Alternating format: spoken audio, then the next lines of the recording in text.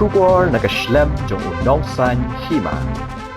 Ka Assam Rifles Public School, bat ka Tyrsad Higher Secondary School, kilalong ki Lahduh ha ka under 15 ki Shinrang, but under 17 ki Kinthai jong ka district level in the school Subroto Cup football tournament Arhajar Apusan. Balapanya da kashlem trekam u district sports officer ka East Khasi Hills district. Ha ka jengekun final jong ka under 15 ki Shinrang ka balalong ha ka henreu tarik ujelew Arhajar Apusan. Hamadan he mini stadium ka Maulai Put Mauri, ka Assam Rifle ka Liem no ya ka OM Roy Memorial Higher Secondary School, Lyngba ka tie breaker, da saw la lai goal, kat ba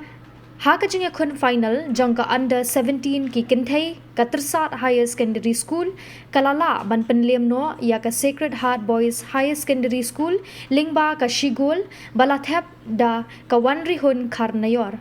Kini ki jengekun final kilalong ki ba itnat bat penhun ya ki nong petkai namar kilala ban peni ya ki sap ile kai bakarpang jongki na kabenta ban yakun ting e ban kenjo sha kathong te kumta ka Assam Rifles Public School bat ka Tyrsad Higher Secondary School kin mi khmat ya ka ne ka district shaka state level in the school Subroto Cup football tournament Arhajar Apusan ka ban salong shen ha ka ne ka nong ba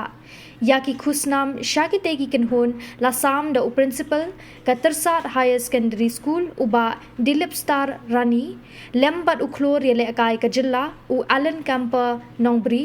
bat u badang yele akai menta na ka Bengaluru United ringkat ki nong penyat na ka shlem trekam u district sports officer ka East Khasi Hills district.